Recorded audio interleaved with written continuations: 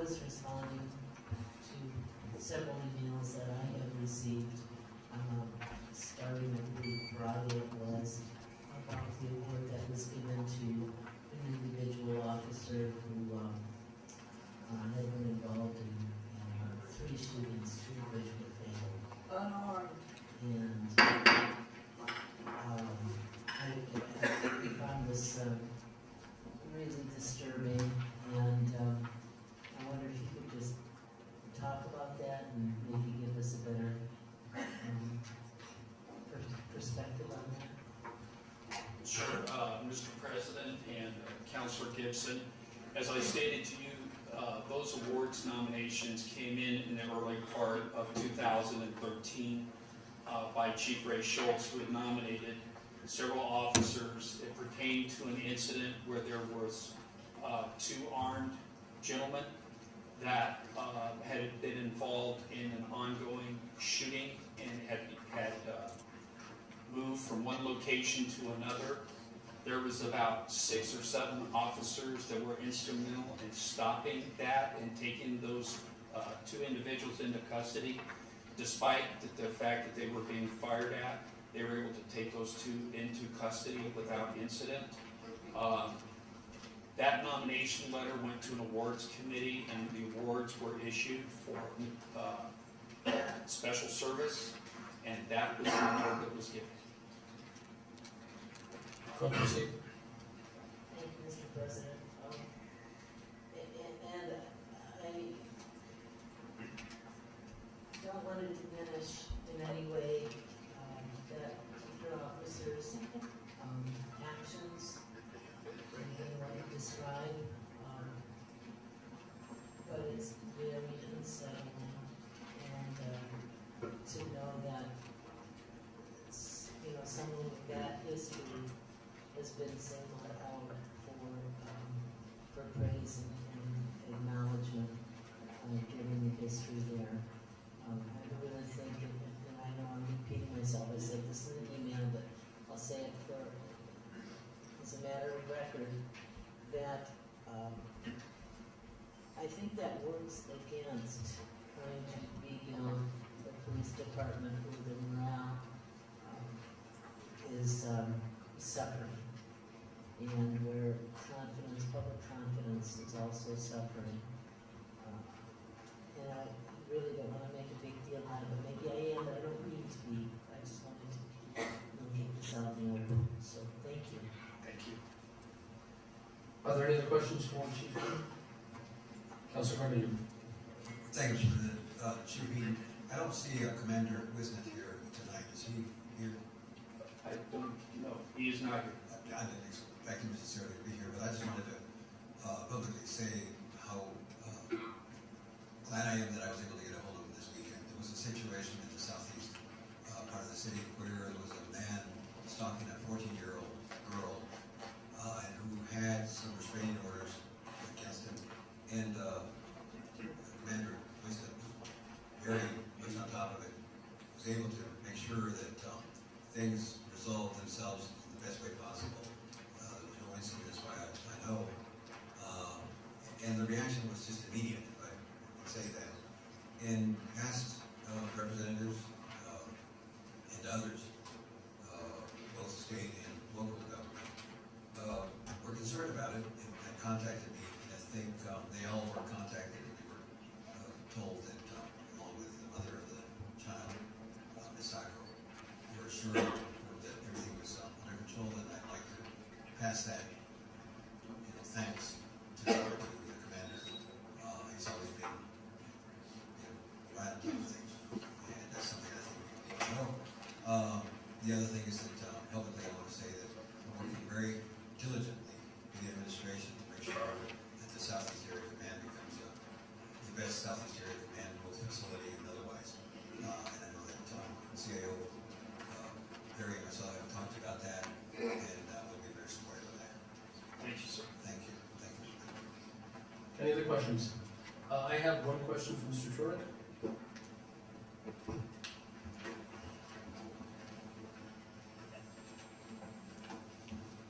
Mr. Turek, my question is, I know that you have filed a lawsuit on behalf of the city against Mary Hahn and her family, or Mary Hahn's family, for $70,000 with the federal courts?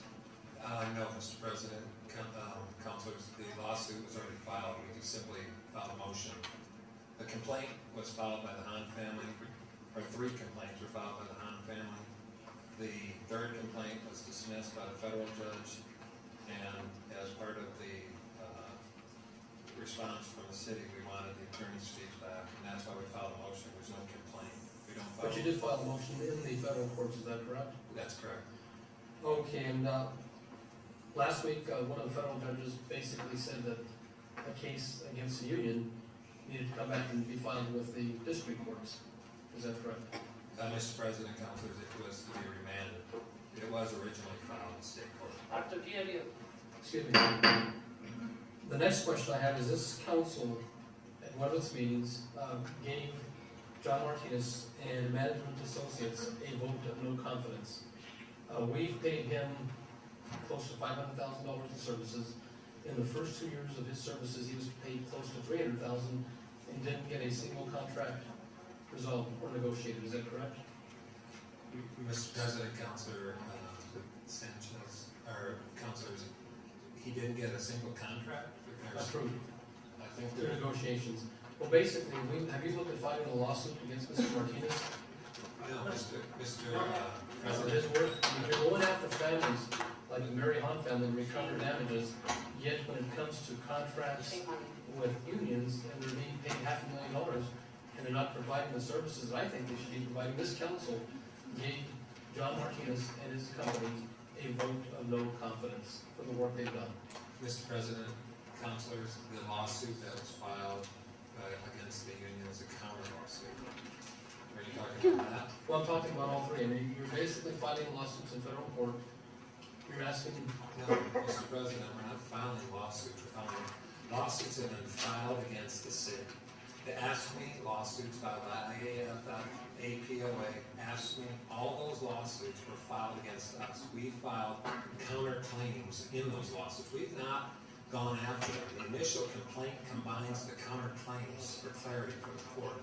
But in the Mary Hahn lawsuit, we've never filed a lawsuit against them. We filed a motion to get our fees. In the redistricting, we didn't file a lawsuit. We've not filed a lawsuit against those parties, except for the one combining the counterclaims. you are asking for claims, you are asking for money back to the city of Albuquerque, Mr. but they President, are being filed in federal court and in district court. the state district court, Well, I'm sure the lawsuit against the no, unions, Mr. President, against the council, police union, the The fire law- union, and AFSCME, where was that filed, or what was requested there? Mr. President, councilors, the lawsuit, the original lawsuits have all been filed by the unions, APOA, AFSCME, and IAFF, all filed lawsuits. We filed counterclaims to their lawsuits requesting that we be reimbursed because we won't prevail, and we prevailed in the state district court on the Evergreen issue. We did file a complaint in state district court combining those counterclaims for clarity for the court, so there's no confusion about statute of limitations or latches, things of that nature. But in federal court, we've never filed a lawsuit against the redistricting or filed against, or on the Mary Hahn. Those were all lawsuits filed against the city and city employees. But there are counterclaims asking for that money back from legal fees, is that correct? Mr. President, councilors, not counterclaims for legal fees. We are filing counterclaims for unjust enrichment, which was paid to the union for union time. Okay, thank you. Are there any other questions? Thank you. Councilor Harris. Yes, please hold your applause. I have a question for the cultural services. I have a question for the cultural services department, and I didn't get any warning, so I just want to chat about this. Is Betty Rivera here? Is there anyone else? What I'm interested in is the Chevron sign at Tramway Central. Does anyone know about that?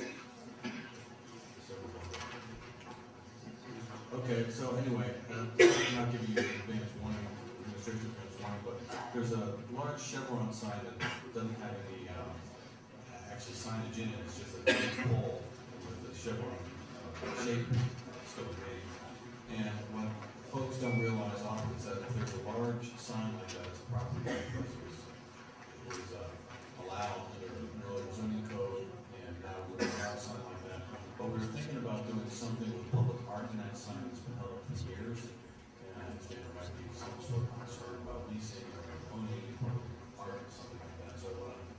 visit with the postal service department, see what kind of changes we can ordinance, so we can get that rolling. Folks, we would like to see something happen, and I see that we, as I've been talking, we have something done. Hello, ma'am, thank you. Mr. President, Councilor Harris. The planning department has been working with both cultural services, the legal department, and council planning staff, as well as the council attorney, to try and figure out the best way to enable the use of what we call orphan signs, which are the signs that are these sort of big oversized signs which are no longer allowed if you were going to go request a sign today, but were allowed when they were originally built. And what we're trying to do is make sure that if cultural services uses that sign, which we like the idea of, that it will not negatively impact the owner of the sign. We don't want the owner of that sign to lose whatever rights they currently have in that sign by the use of it for public art. So we have been going back and forth, trying to kind of deal with those issues. I think we're getting pretty close. I'm not exactly sure if Mr. Melendez is here. I don't know. In any event, we're getting there, but we don't have, I think, a final draft to present to you all quite yet. And I think Mr. Melendez might have something to say about this, but I've also heard that the city was reluctant to lease them rather than purchase them or something like that. They might need an ordinance change, in which case I'm so happy that I support the ordinance change. That's just what it is. Okay, that's actually out of my purview, but, All right, yeah, because the sign I'm thinking about has been sitting up there. It's just an eyesore, and I know that for folks might be watching it. Anytime we spend more money, we put more money, and we change the law, we need to make sure we're doing it right, because that's not going to. So still, even being very careful and cautious, I think a few years is maybe very much. So this is what I know. Okay, thank you. We have our council. Mr. Melendez? Thank you, Mr. President, Councilor Harris. We have been working with the planning department and several others in the cultural services department. And what we've been attempting to do is kind of do two things, which I think will address your issue. We haven't gotten finality on the issues yet, so that we're ready to, something is ready to be introduced. But on the one hand, we have the Art and Public Places Ordinance, that we drafted some amendments to that allow exactly what you're suggesting, the city to go in and even lease a sign. It's not been put to use for commercial purposes. I think that's sort of a simpler issue to deal with, and we'll deal with that relatively easily.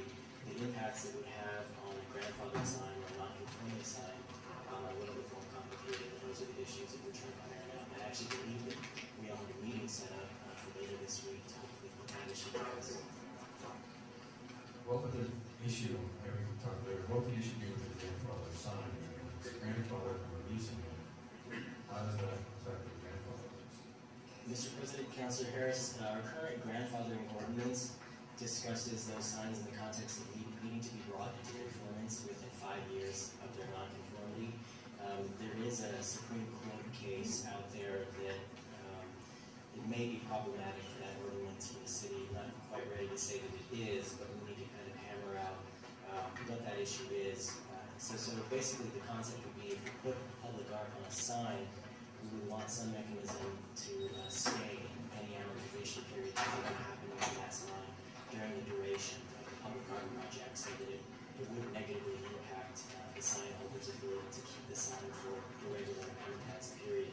The whole question of amortization is another kind of tricky issue in the context of commercial signs. So those are basically, I think, the summation of the issues that we're attempting to iron out.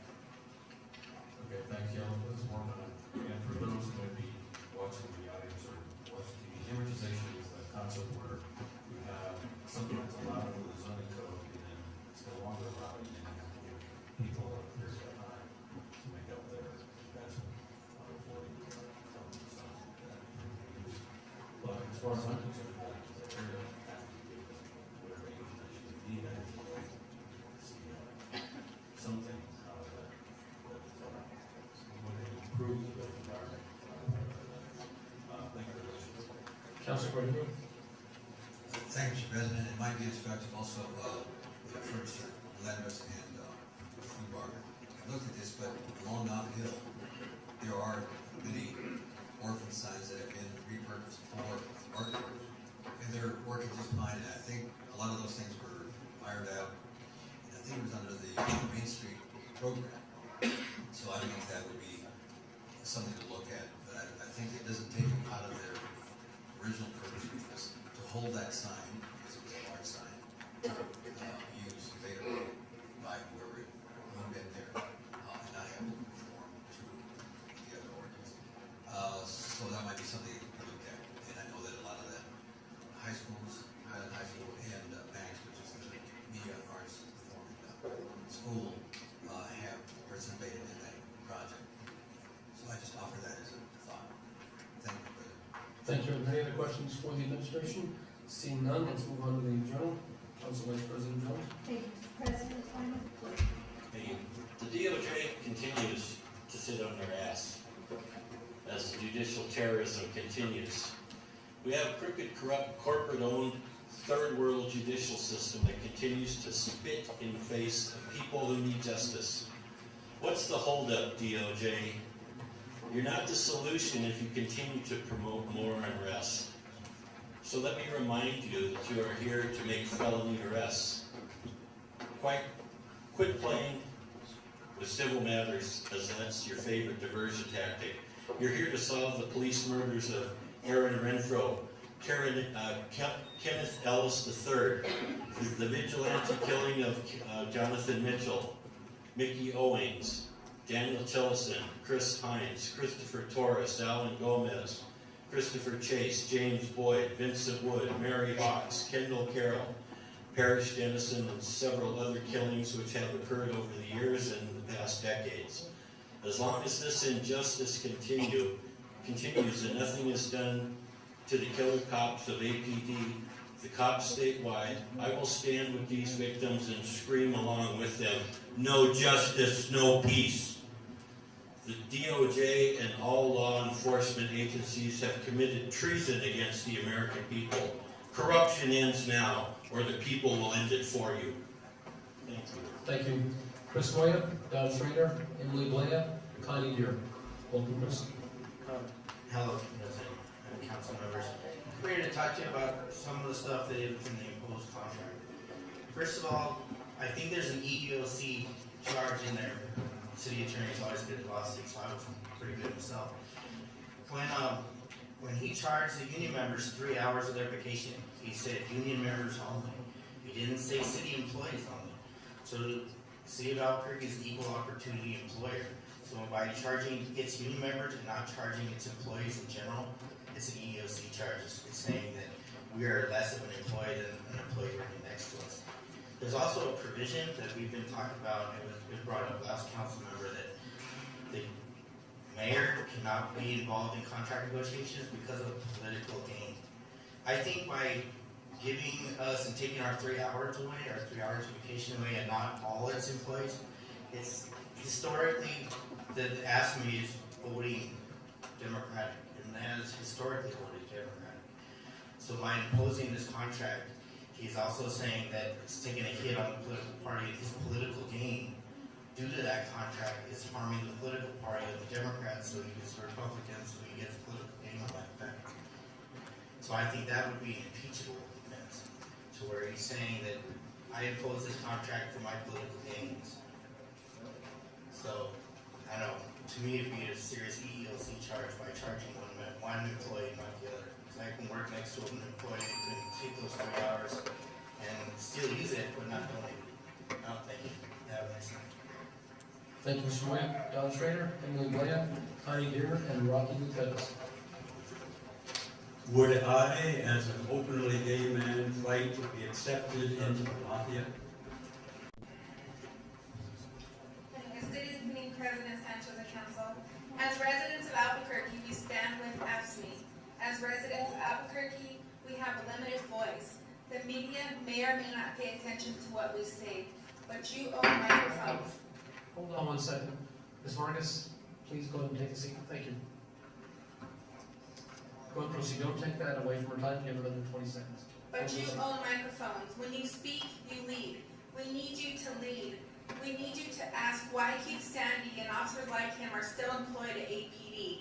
We need you to ask us why the officer Sean Wallace was given an award for meritorious service. This officer has shot 3 people, killed 2 of them, including unarmed Alan Gomez, whom he shot in the back. He has been the subject of 6 lawsuits, which have cost the city $1 million and counting. A new lawsuit which was filed last week. We need you to speak. We need you to lead. We need you to do this now. I yield the rest of my time to any council members who wish to speak on these issues. Thank you, Ms. Joe. Next speaker is Dinah Fargus.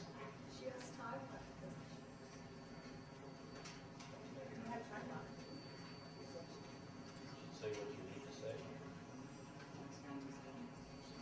I guess I'm going to stand here with silence for the rest of my time.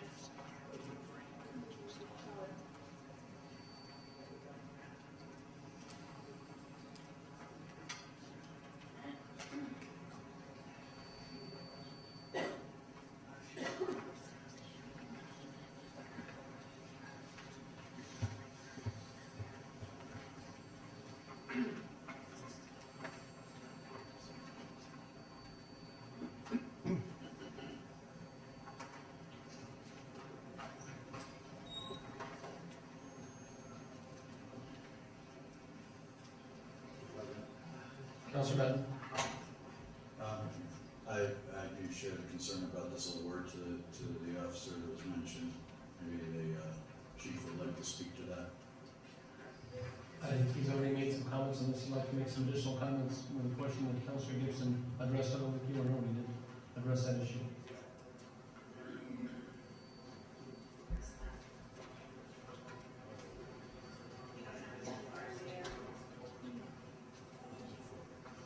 Thank you. Next speaker is Dinah Vargas, followed by Michael Brad, followed by Casey Padilla. Welcome. Hello.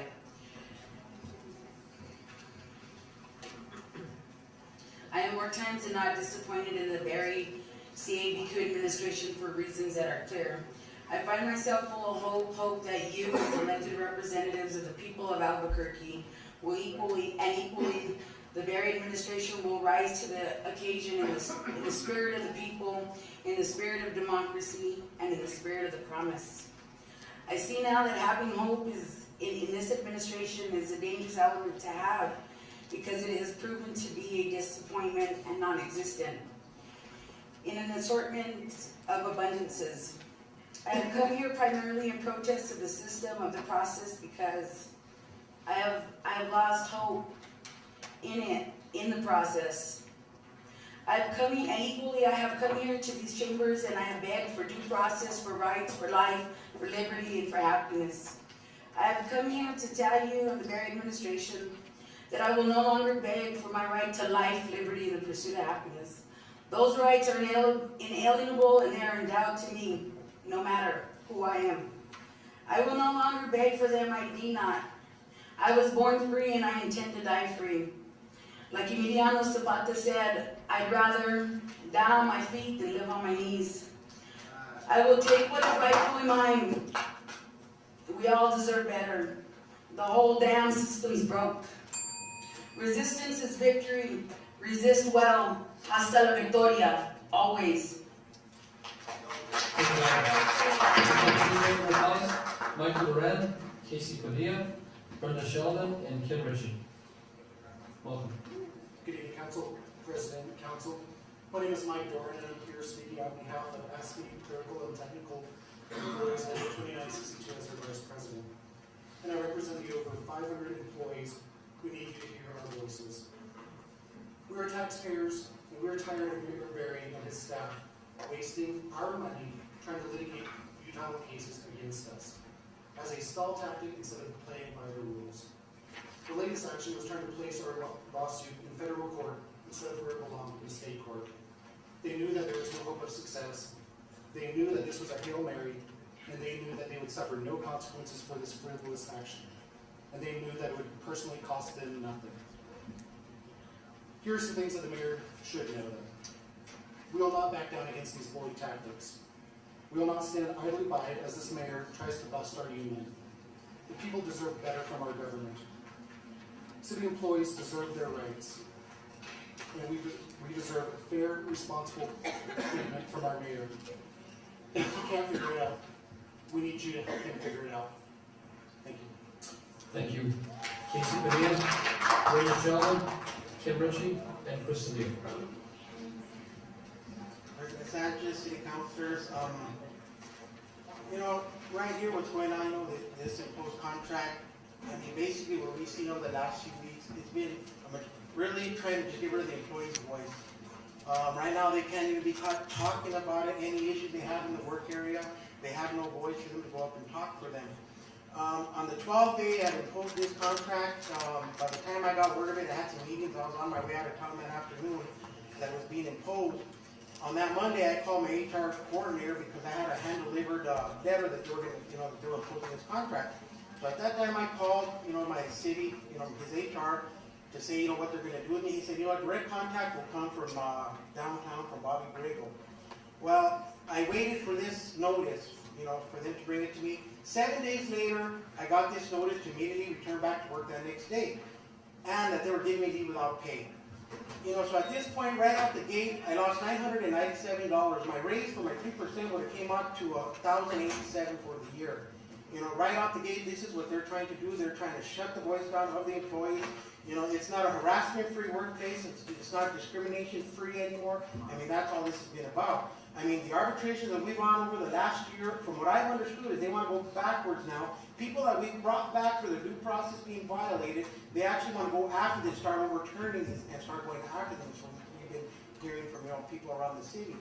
And really, we just need this to move forward. We need to change that ordinance, and we need to get some kind of arbitration to where, hey, if somebody else comes and tells us this is how it is, hey, we understand that. You know what I mean? I mean, administrations come and go.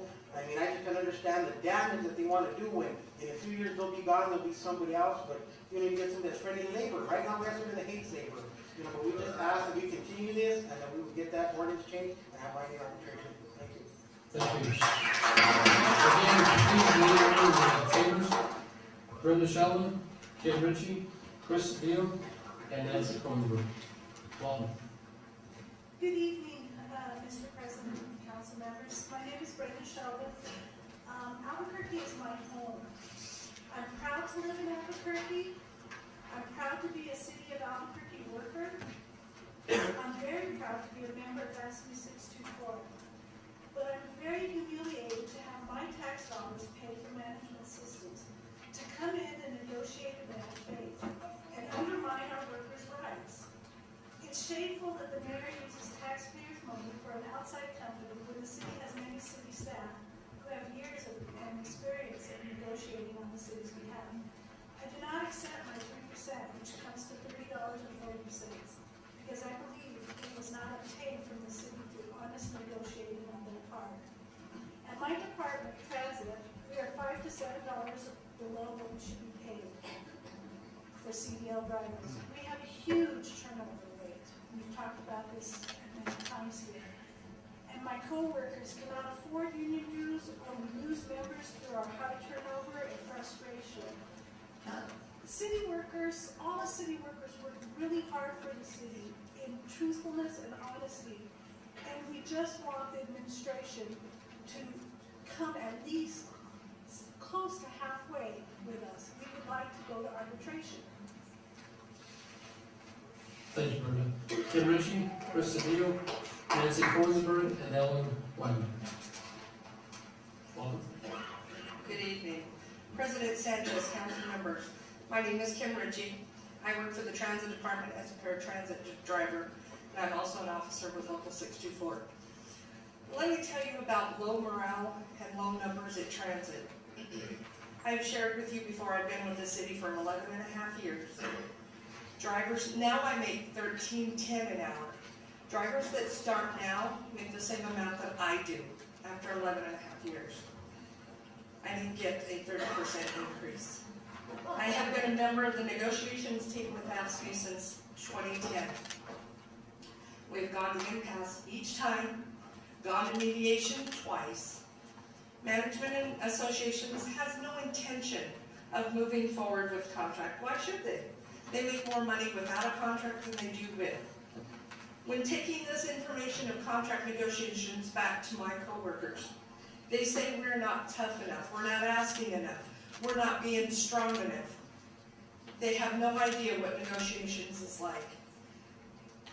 Really, the word negotiations with the city is an oxymoron. There's no negotiation there. You come in, they've already got their proposal ready for you. That's not a negotiation. There's no, hey, let's meet halfway, let's do this, let's do that. They already knew what they were going to give or take away when we went in. Morale is low with the city overall. And at Transit, we feel like we're the ugly stepchild. We provide a vital service, as well as other members and other city employees, to the citizens of Albuquerque. You see us picking up trash, picking up passengers, rain, shine, the snow, the slick, the ice, the whole thing. AFSCME has tried to get employees a decent wage, but Martinez and Associates, they're not listening. We need you as city councilors to invest in employees of the city and give us a binding arbitration.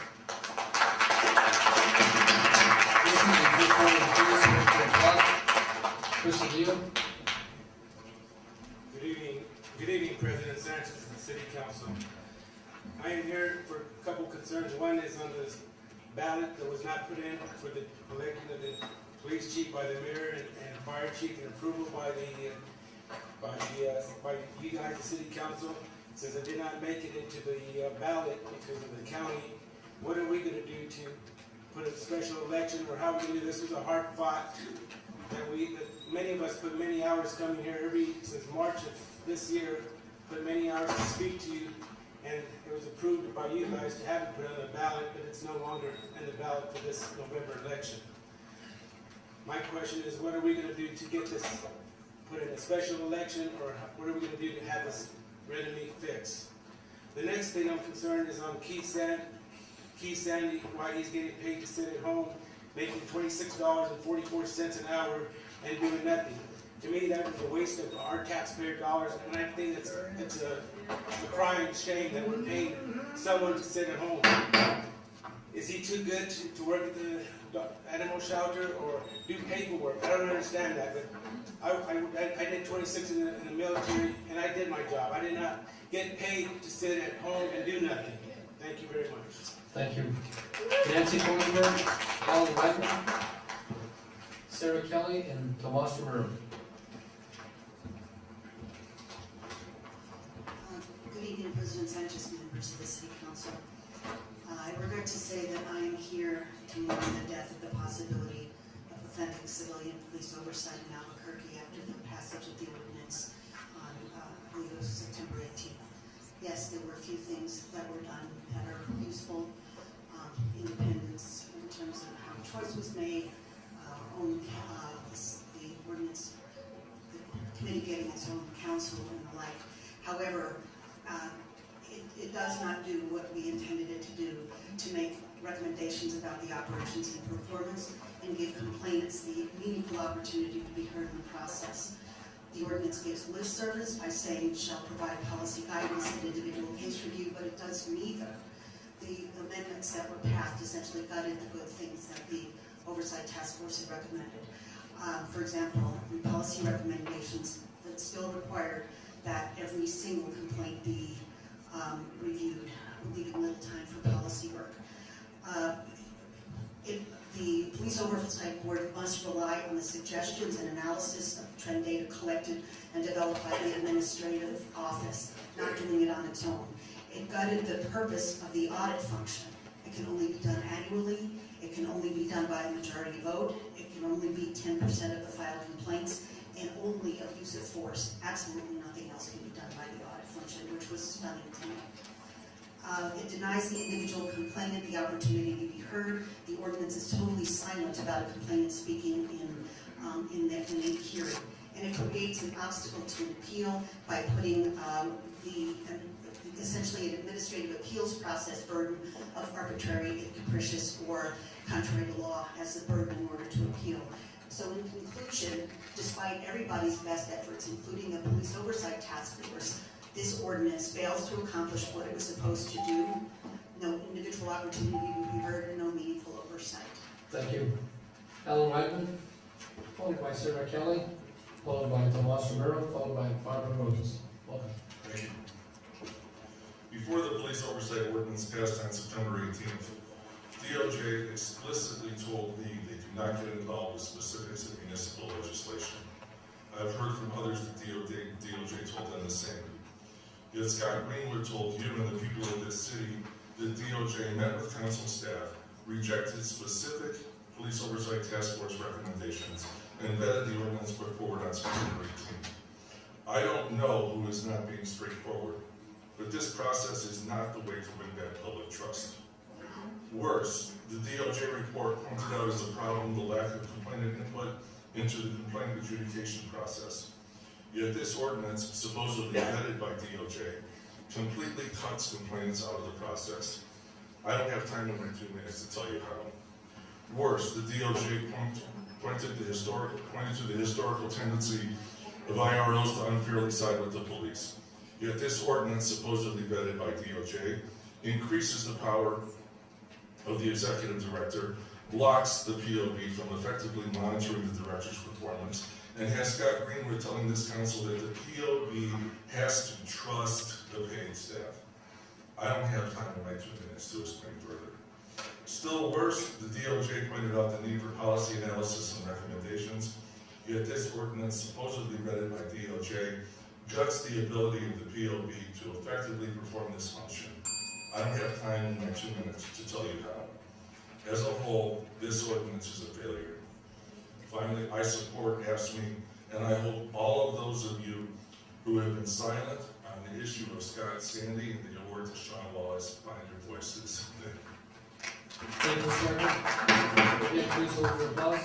Sarah Kelly, Councilor Bennett. If I could just address the last two speakers, and I don't need to come back down, but the council is, as you know, there was a split decision on whether to move forward with that ordinance as it was. I didn't support moving forward with it. We are meeting as a study session this week. I am committed to making corrections to the ordinance. Welcome input on that. Thank you. And that study session will be on Thursday, October the 9th at 11:30 a.m. and the public is welcome. It will be up in the council committee room. Sarah Kelly, followed by Tomas Romero, followed by Barbara Rothus, followed by Kathy Brown. Welcome. Evening, council members. So I just wanted to say that the subtherapeutic overuse or misuse, abuse of antibiotics in factory farming has led to the total failure of antibiotics in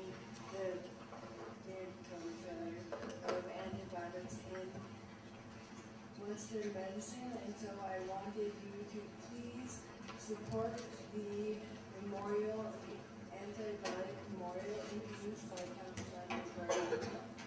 I also wanted to give AFSCME my full support as well. Thank you. Please hold your applause. Tomas Romero, Barbara Rothus, Kathy Brown, and Vicki Duggar. And again, once your name has been called, would you please come to the front and be prepared to speak?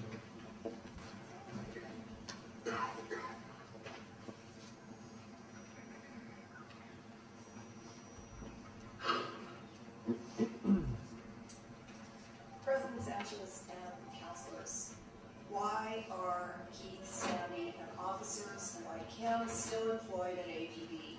Why is Officer Sean Wallace given an award for meritorious service? Should a shooter of 3 and a killer of 2, including the unarmed Alan Gomez, also the subject of 6 lawsuits, costing the citizens $1 million and counting? A new lawsuit was filed just last week, and we are apparently down $817,000 in tax returns. And these officers, not to mention the union non-negotiator, who's cost us $500,000, are costing the citizens money, and you people are here to be safeguards of the budget. The chief should have taken all of this into consideration, and he did not. The chief should not be in charge of giving awards for meritorious service for the officers who are serving him meritoriously. The people should decide who is serving us with merit. I yield the rest of my time to any council member besides Councilors Gibson or Benton who would like to speak to these issues.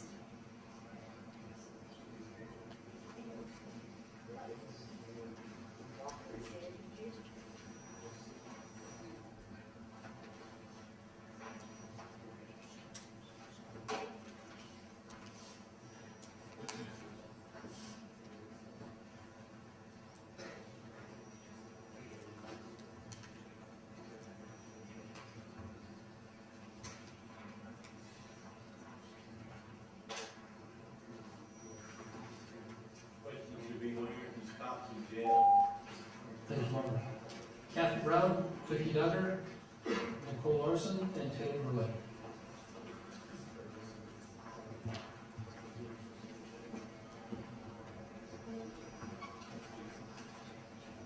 Good evening, councilors, President Sanchez. I too will stand here for 2 minutes waiting to hear from one of you. I particularly like hearing from Trudy Jones. I'm very ashamed that you represent my district. I'm ashamed to be your constituent. I want to know how you feel about Officer Keith Sandy making a statement 2 hours before he shot James Boyd in the back, and he was going to shoot him in the penis. Where do you stand on that? One of you needs to answer these questions. I'll be waiting for the rest of my 2 minutes, particularly for you, Ms. Jones, to answer these questions. How do you feel about this? Where do you stand?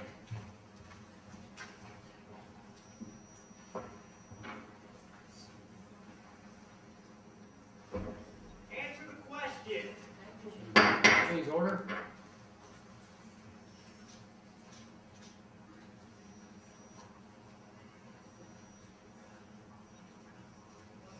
I'm not going to believe first. Order, please.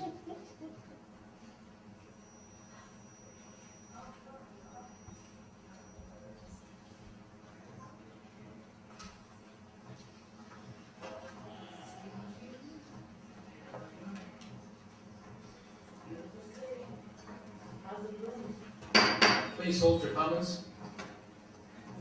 This is your first warning. Time's almost up, Ms. Jones.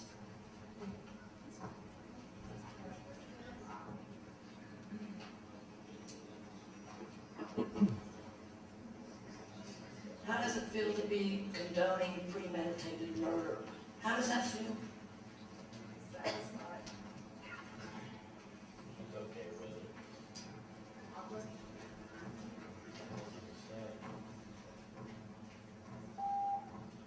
Thank you.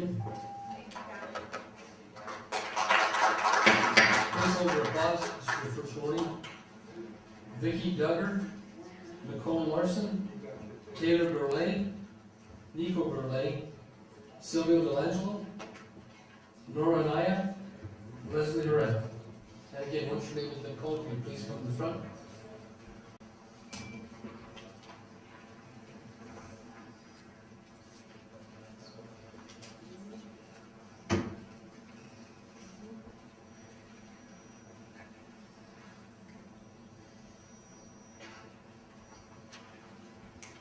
Go ahead, Mr. Delangelo.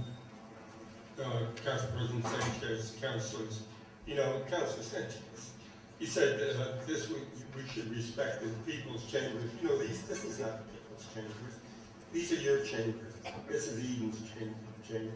This is Perry's chambers. This is not ours. You keep shutting us up every chance you get. I said at the last meeting, this is the most corrupt administration with the most dangerous police force in this city's history. And everybody realizes that.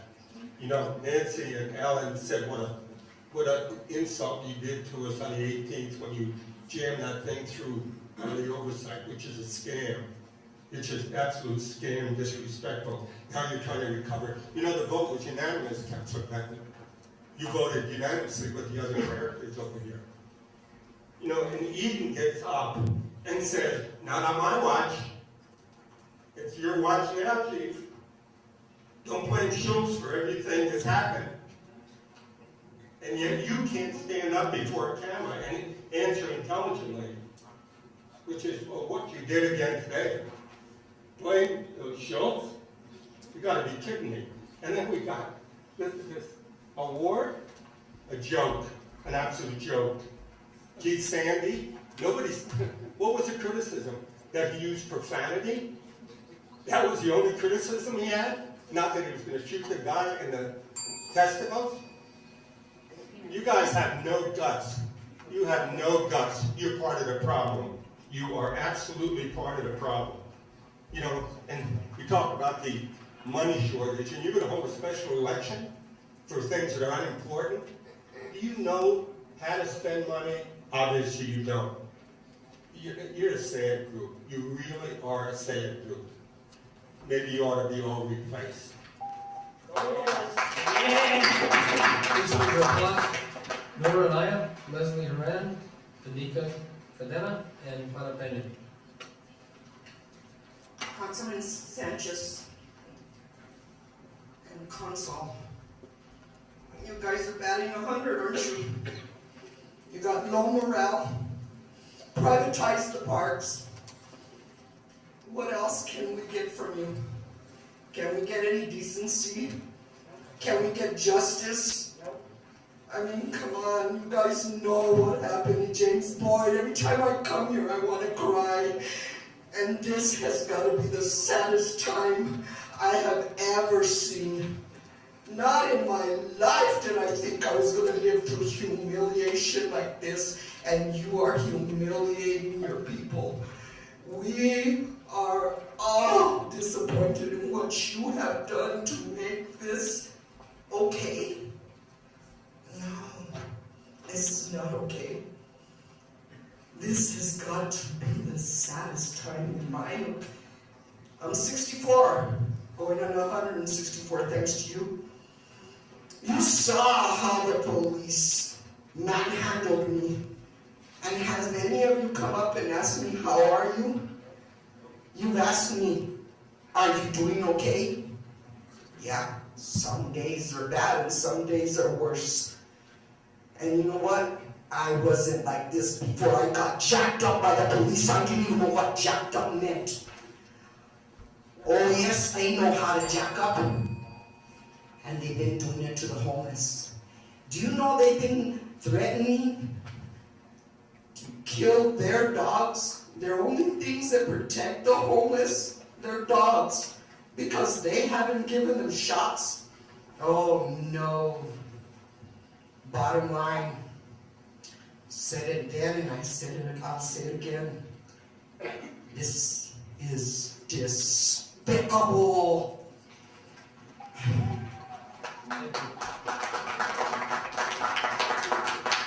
Next speaker is Leslie Haran, followed by Tanika Cadena, followed by Clara Pena, followed by Nick. That carries unanimously. We are now under final action, and the first item is committee substitute O-17. Councilor Gibson is not back yet, so let's go ahead and move on to item B. Councilor Gibson. Committee substitute O-17. As amended in Chapter 7, Article 6 of the revised ordinance of Albuquerque related to seizures and forfeitures of certain nuisance motor vehicles. Vote procedure. Thank you, Mr. President. Sorry I was running late. This is a ordinance and an ordinance, and the net effect is that it makes it a little more in alignment with another ordinance by which the city seizes and may forfeit other vehicles. And I think, actually, I'd like to turn this over to Mr. Melendez, if he's here. Mr. President, Councilor Gibson, he's on his way down. Oh, okay, all right, well, talked about it a little bit more. We also have two individuals, Councilor Gibson, there's time to speak, do you want to hear from the two individuals? Yes. Okay. Art Tenenbaum? Who's back? And Ken Levinsky. Yes.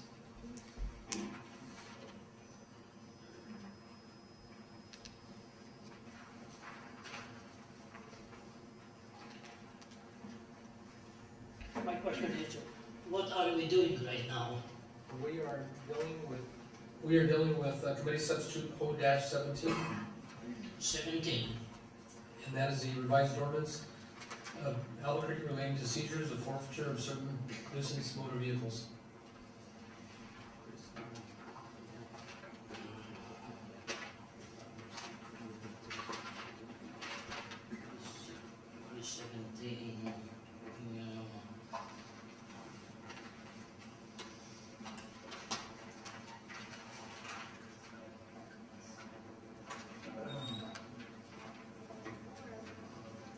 Well, I have found 17.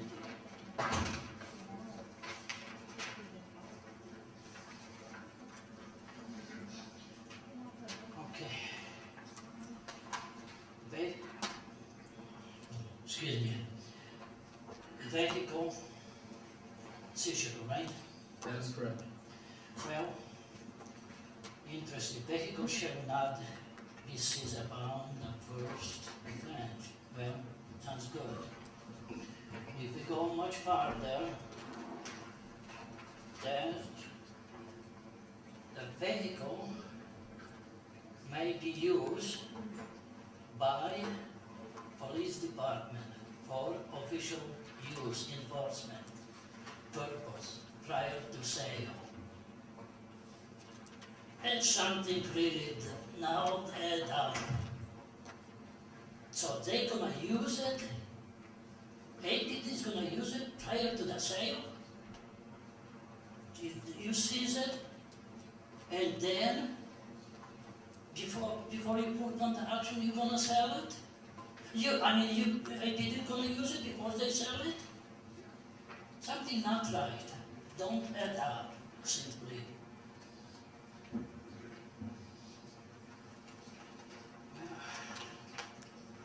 That's all I got to say when it comes to this issue. Thank you, Mr. Lewinsky. I've got a question for, who's going to be speaking on behalf of the Albuquerque Police Department? Mr. President, I can address the bill, most of it. Okay, the question is going to be for one of the officers. Okay, Thank you. you bet. Sure. My question is, what's the position of the Albuquerque Police Department on this issue? Council President, councilors, the position of the Albuquerque Police Department is looking at this ordinance. It does a couple things. One, it would allow vehicles that have went through the process and have been seized to be utilized in other aspects of the department, such as our 8-car program, which has been successful. It also builds in for the Innocent Owner Act, where the city has a greater burden of proof to show that the owner actually knew the vehicle was being utilized. So I think it's a well balanced and fair. And you've also worked with Councilor Gibson on this legislation, is that correct? Commander Mike Miller has, and that's where I'm getting my information from, is Commander Mike Miller. Thank you. Mr. President, just as a point, Mr. Herring, go ahead. if I could expand on that, the use of the vehicles after the formal forfeiture of the vehicle.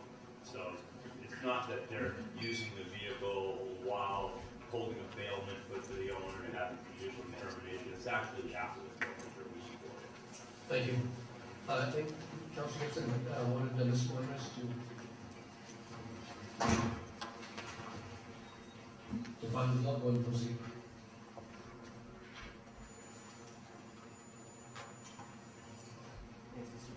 Thanks, Mr. President, councilors. So the bill does several things. I think the primary issue is developed in what we discussed was the ability to use the vehicles after they've been forfeited for official police purposes. And so this bill will be making an amendment to clarify that that would be an option that our operations where it's to maintain the anonymity of officers.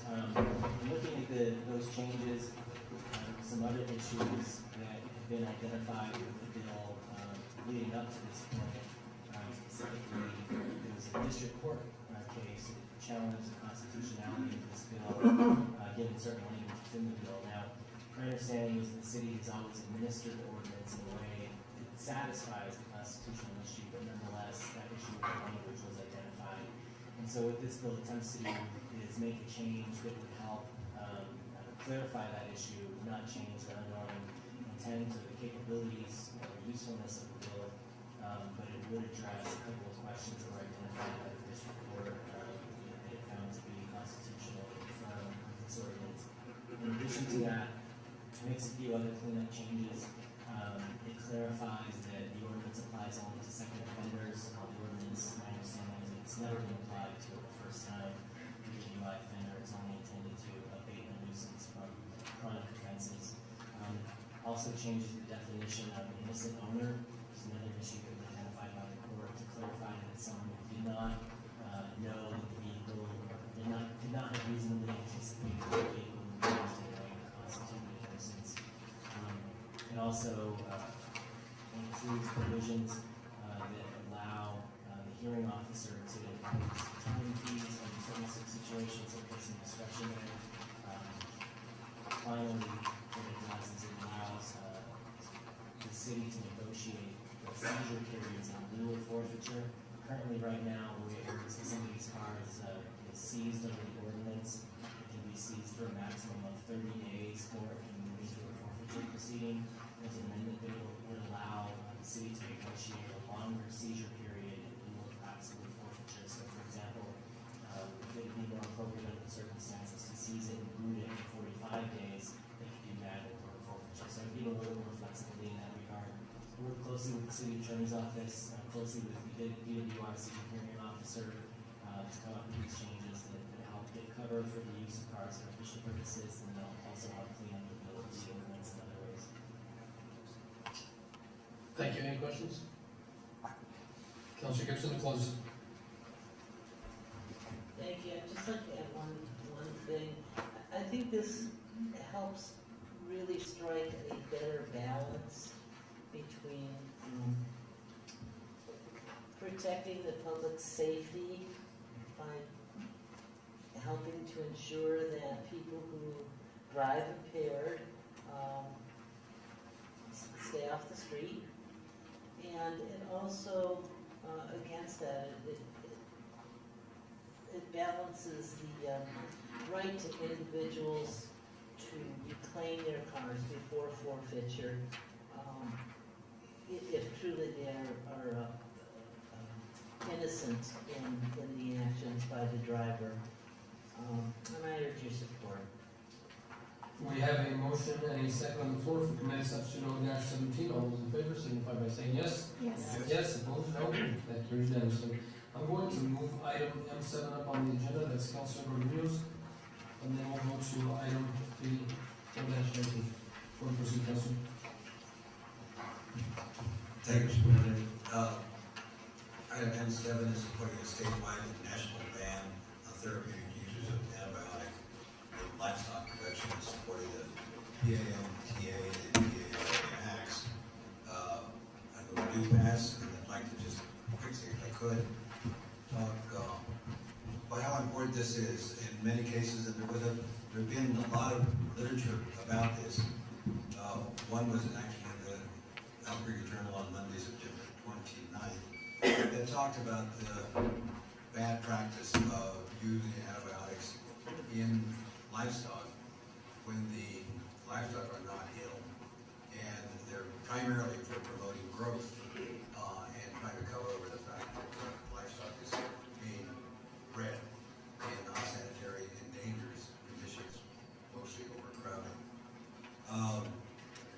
This just asks that the federal government intervene in making sure that antibiotics are not used inappropriately in making livestock healthy for wrong purposes, and that is they sometimes contract other kinds of diseases that the antibiotics that they have been given promote growth, meaning to become bigger, heavier livestock. And that's just the wrong thing for us to be doing. In many cases,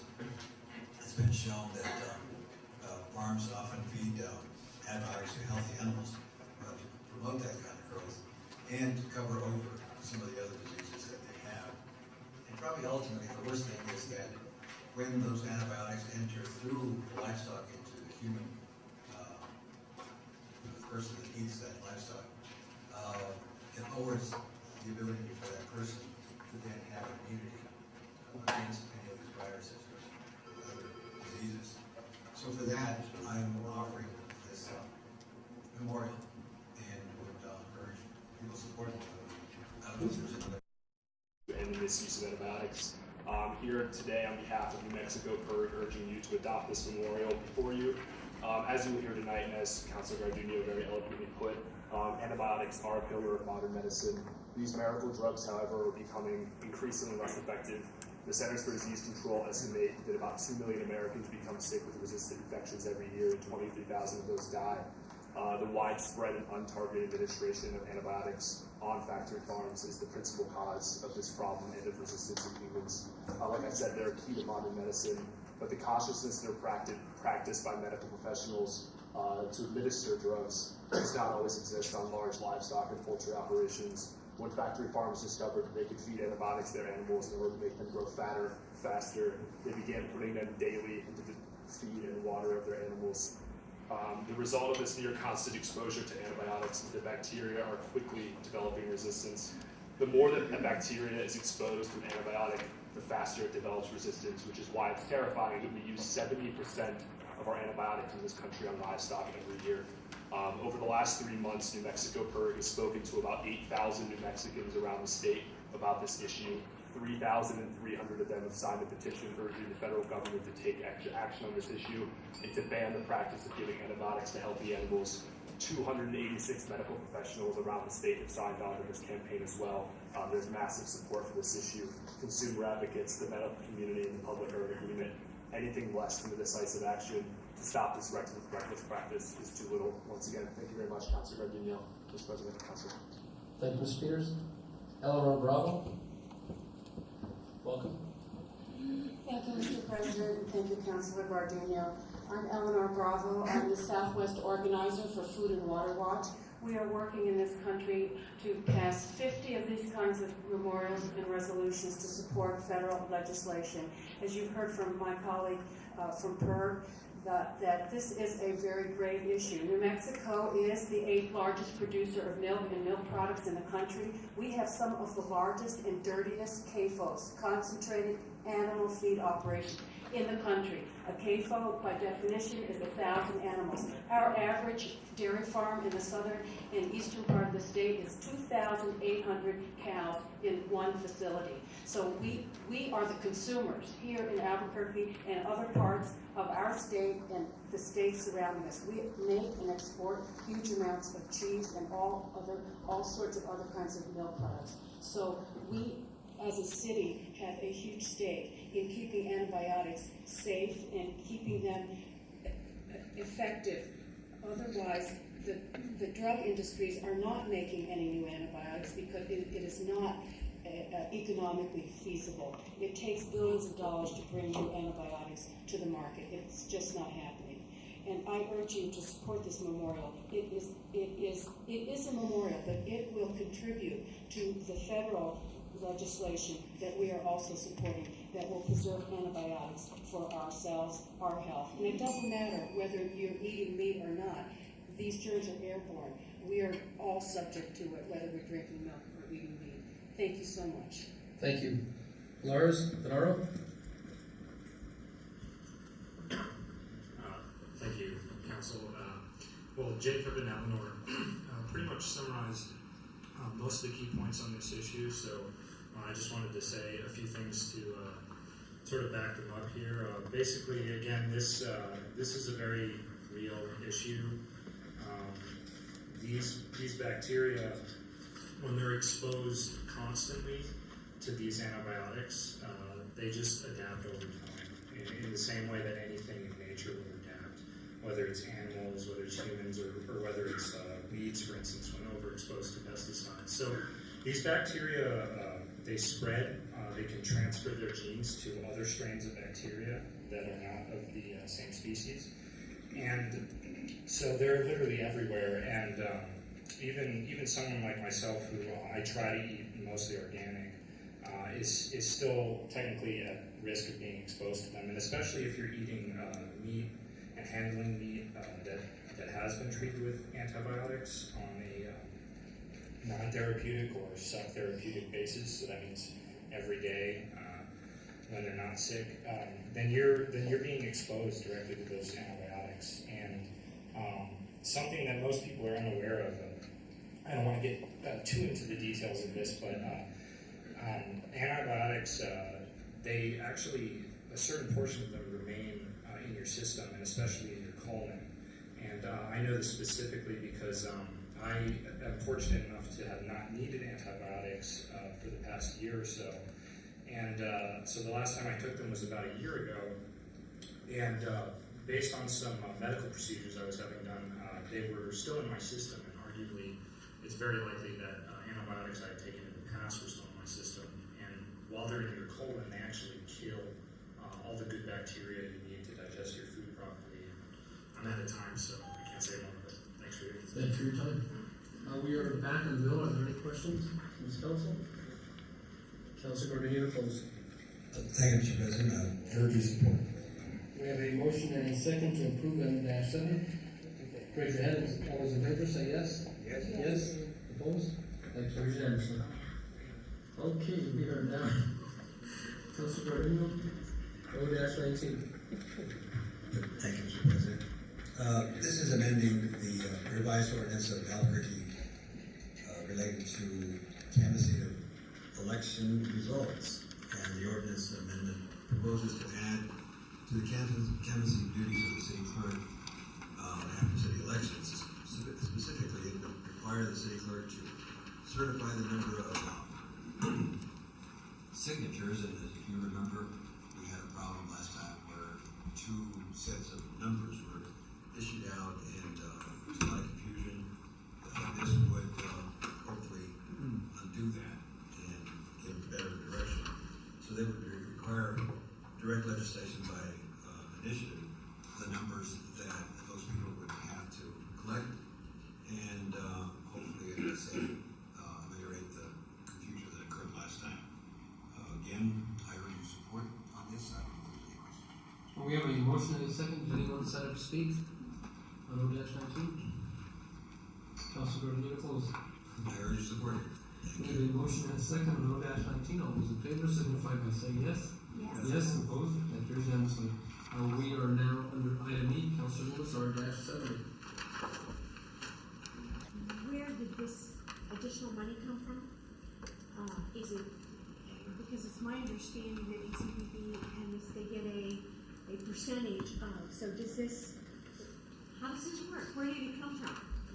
President Sanchez and councilors, the current contracts with the ACBB and Hispanic Chamber state that the ACBB gets 88% and the Hispanic Chamber gets 12% after special appropriations. That has not changed. What was voted on at the largest tax board meeting was that the fiscal year 15 appropriations would not change for those contractors. This vote was taken at a meeting in late May. And so the appropriations were already, the budget was already in place, and that's why we came tonight, because we have to have a special appropriation for the $75,000 that the largest tax board wanted. We have two other special appropriations that we do. One of them is for the Indian Pueblo Cultural Center in the amount of $30,000, and we have a second appropriation for the American Indian Chamber of Commerce, and it's for $50,000. And both of those are annual contracts, which is what the board voted on for this particular appropriation. It would be a one-time appropriation.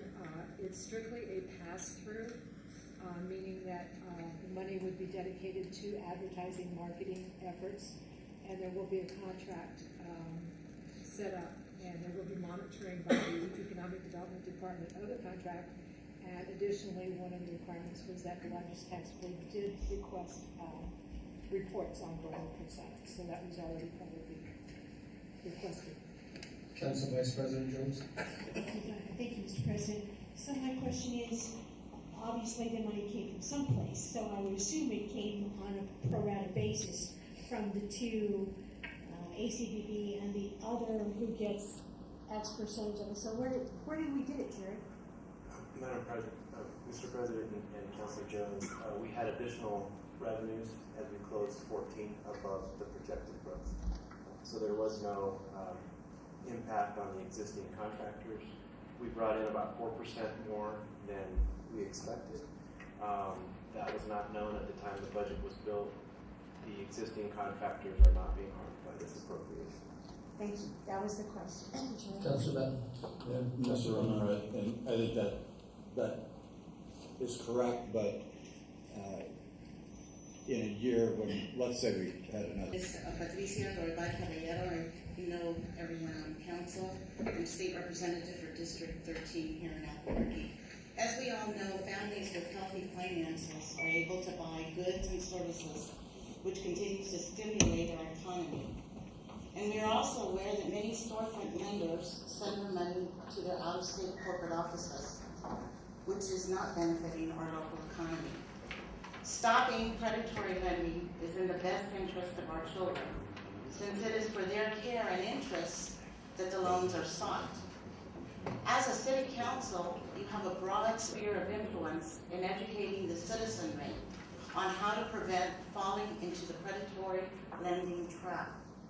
Other public speakers kind of ridiculed this, and I suppose, I'm not sure exactly why. I was hoping you might bring it up again tonight so I could ask them about it again. But maybe it was the fact that it's from 1829. I mean, these principles are going on 200 years old now. But there's some pretty solid principles if you read what's in there. And I guess for the record, I should just go ahead and try to read this quickly. These are Sir Robert Peel's Principles of Law Enforcement, 1829. 1, the basic mission for which police exists is to prevent crime and disorder as an alternative to the repression of crime and disorder by military force and severity of legal punishment. 2, the ability of police to perform their duties is dependent upon public approval of police existence, actions, behavior, and the ability of the police to secure and maintain public respect.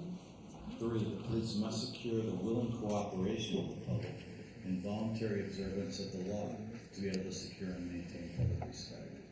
4, the degree of cooperation of the public that can be secured diminishes proportionately to the necessity for the use of physical force and compulsion in achieving police objectives.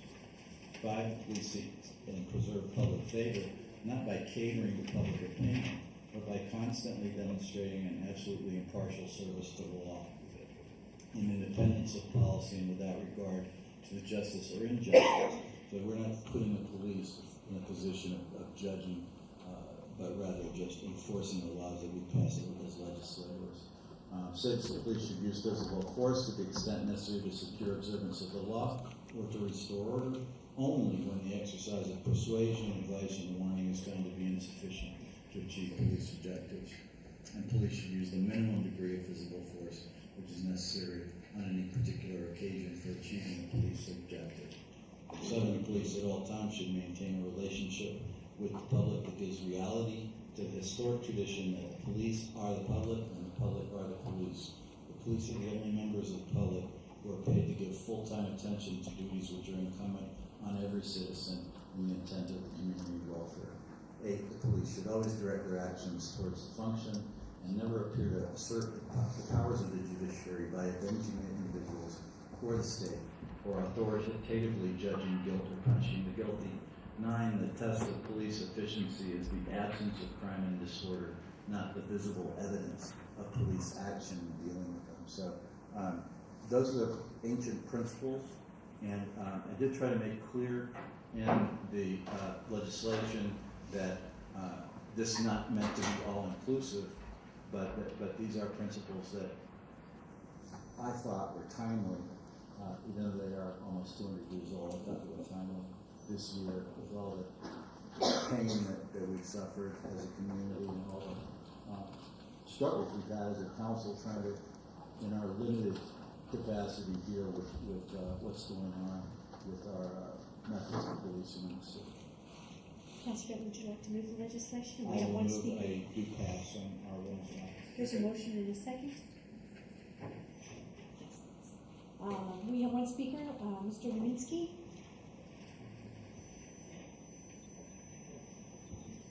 Mr. Lewinsky, you're signed up to speak on this.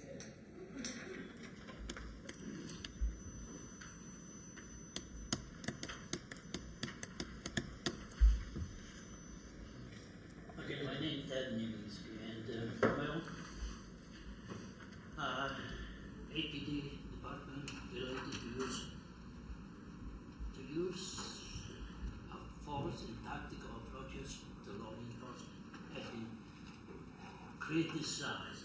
Absolutely, we all know by now, aren't we? Well, what can be done? It's simply from top to bottom needs to be overhauled. Now, police reduced to be going to whatever, just seconds, department rules, whatever, with focus, absolutely, that's what I just said. Trust building, absolutely. Limited to principle, excuse me, another on community policing, constitutional policing. I can go on and on. Now go further. Respect to community rights and value. In properties. 2. I hear over and over, do you have insurance? Oh, I'm sorry. What's happened to you? That's one example. Let's move on further. The police in all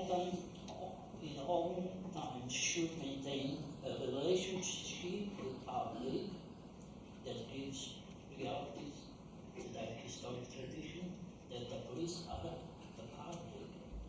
Public are police. The police are only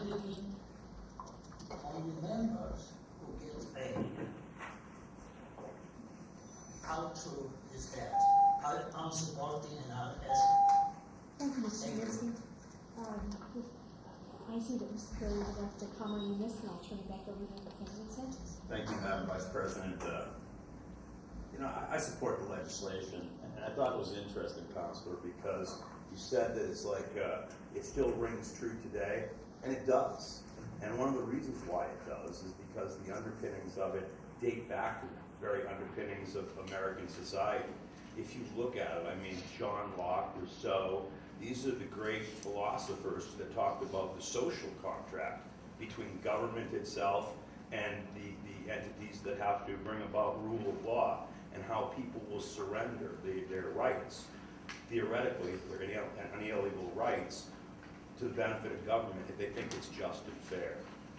When you look at Peel and compare it to, when you talk about Locke, I should say, and Rousseau and Hobbes, these folks in the 1600s and 1700s were basically the folks that the founders of the United States Constitution looked at to see how they should set up a government, how they should fix it from what England had and some of the problems that they had experienced in the hundreds of years before.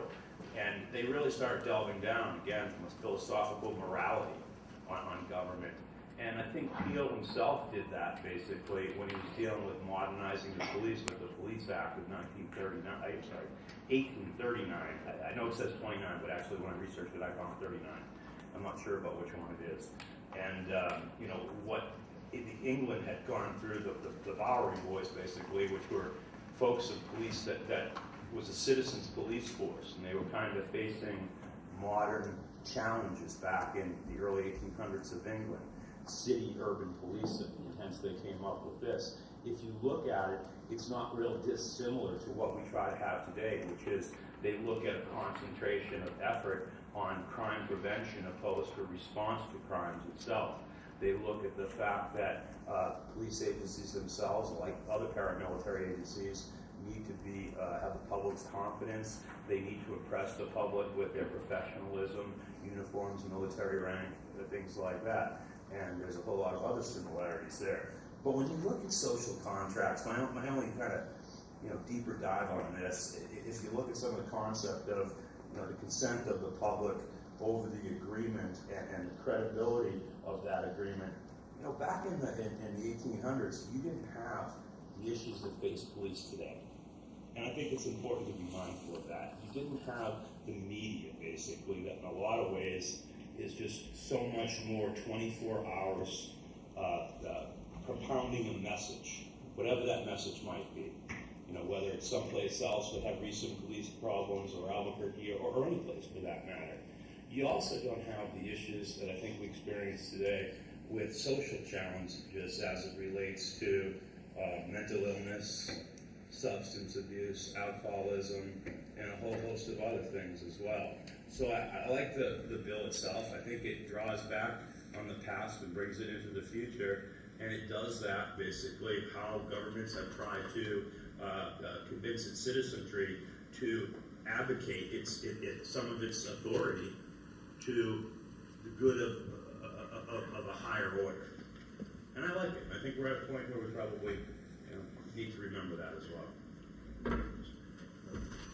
Councilor Thank you for that, Mr. Perry. And again, obviously, this is not intended to be some panacea or to be in any way the end of a discussion, but intended, on my behalf anyway, to be helping continue a discussion that we're having right now about our police and our relationship as civilians to them and what we expect of them, and in return, understand what they expect of us that way. So, interesting stuff, and maybe a way to stimulate that thought process.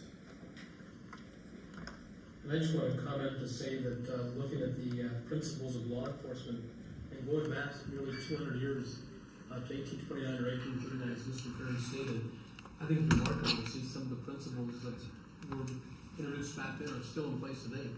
I think that's how important some of these principles are. History does repeat itself, but then we should also look at history and reference history to work with the Albuquerque Police Department and law enforcement to look at some of these principles, because it worked almost 200 years ago, and I think it works today.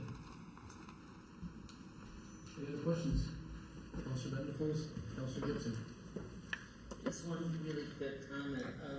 I love that it's so eloquently clear and crisp and fresh, even though it's 200 years old. So, thank you.